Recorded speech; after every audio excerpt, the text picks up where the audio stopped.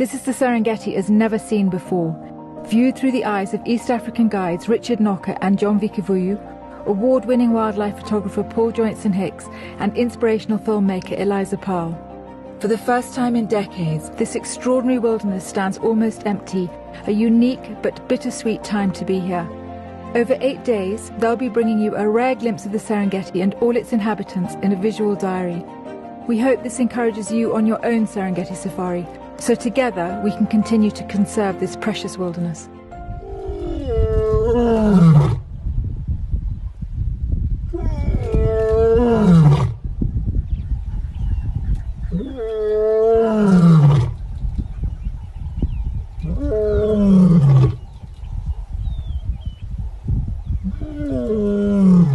You see these tracks here?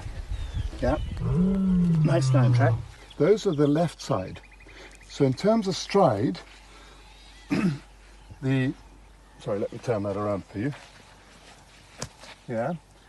The right foot is coming from there all the way through. There. Do you see them again here? Wow. Yeah. So this was the left feet. That gives you an idea of the length of the body, doesn't it? This was the pad of the front foot, and the back foot has come and overlaid on top of it. Do you see that? And because it's come in front, that means he was walking fairly fast here. This is when you really hope that they're not just round the corner. What have you seen, Ricardo? Well, there's this giraffe down at our 1 o'clock position who was staring hard into the rocks. It's very difficult terrain, so we couldn't see anything, but suddenly 2 oribi raced away from that area, running back up towards us. So basically there's something on the prowl here. Such beautiful scenery here. What's sitting up on top, which is that a hooded vulture, I think, on top. And they fed, you see its big crop there, Paul, the right hand one. Mm-hmm.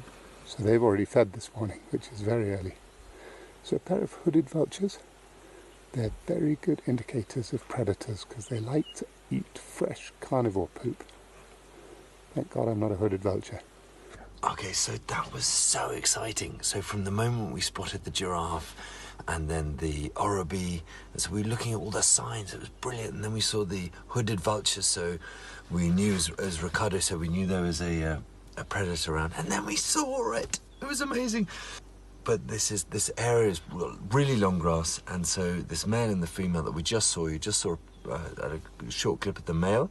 They've gone off into the long grass, so we're going to leave them to their morning. We've had a great morning.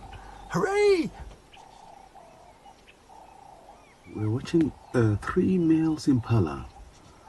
What is interesting about them is one have only one horn, and it's not very common. But what could have happened is during the fight over territorial, probably they lock the horns during the fight, and then the stronger male should probably pull it and broke it.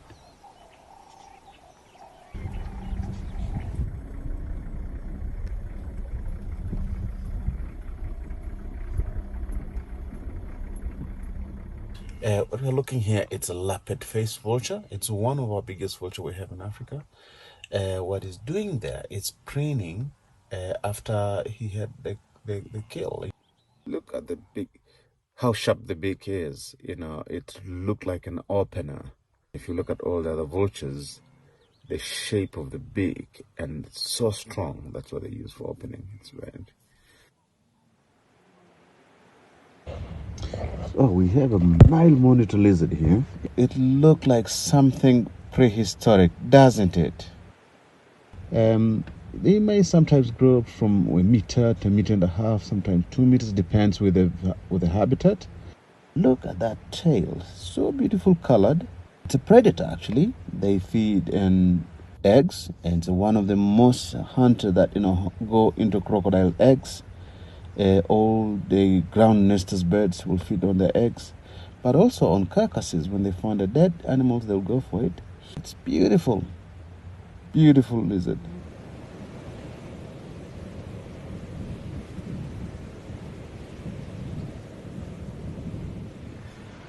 Okay, so what would happen to that? Well, I don't know. Well, you were pumping up the brakes, like the jam. So you're pumping the brakes. So we've stopped to check that the brake fluid level is fine. Yeah. Listen to me sounding all mechanical. I know literally nothing about cars. And we've discovered the cap. The clutch cap Yeah. has disappeared. So just as well that the brakes were playing up, because that we wouldn't want our clutch fluid now, would we? Anyway, would we, John B? In this No. case, gaffer tape is what you need. The first thing to do with gaffer tape, in all situations, especially if you're with Richard, is to go like that. Okay, so now that's that sorted out. We can, John B, do you wanna close that up? Yes. Okay. Can I take it off now? This is the best bit. Ready? Well, you so won't need to shave tonight. Do you know why they're called leopard tortoises? No. Why are they called leopard tortoises? Because they drag their kills up in trees. No. I knew you'd love that.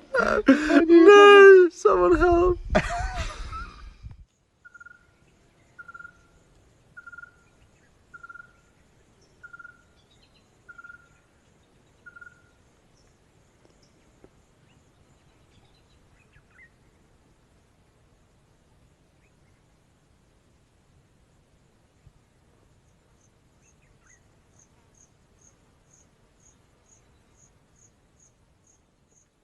These beautiful creatures are called clip springers.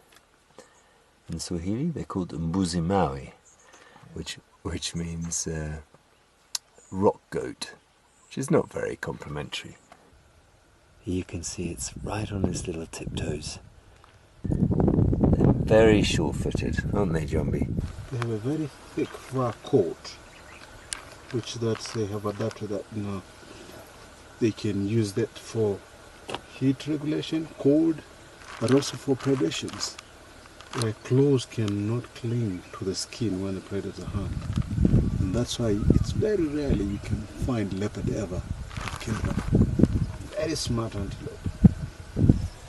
So, John B, males and females have horns? Both have horns, but females have very slightly small horns. Yeah. Because actually most of the time they don't use them. So another beautiful day on safari, and so I'm here on the veranda of our lodge in northern Serengeti with my friend Harry the Hyrax, just to very quickly tell you, oh there you go more, to very quickly tell you about what shooting mode I use. I touched on it briefly yesterday, doing the panning, but again the shooting mode is what usually on cameras you choose here, and it's between P for program, which is automatic, A or AV for aperture priority, TV or S for shutter priority, and M for manual. Now I use aperture priority, so I set the aperture of the camera, whether it's here or here, and the camera will automatically choose a shutter speed. Now if I want a faster shutter speed or a slower shutter speed, I'll adjust the aperture, or if I've got the same aperture, I'll adjust the ISO. Okay, all that information is just about to pop up on the screen. Ciao.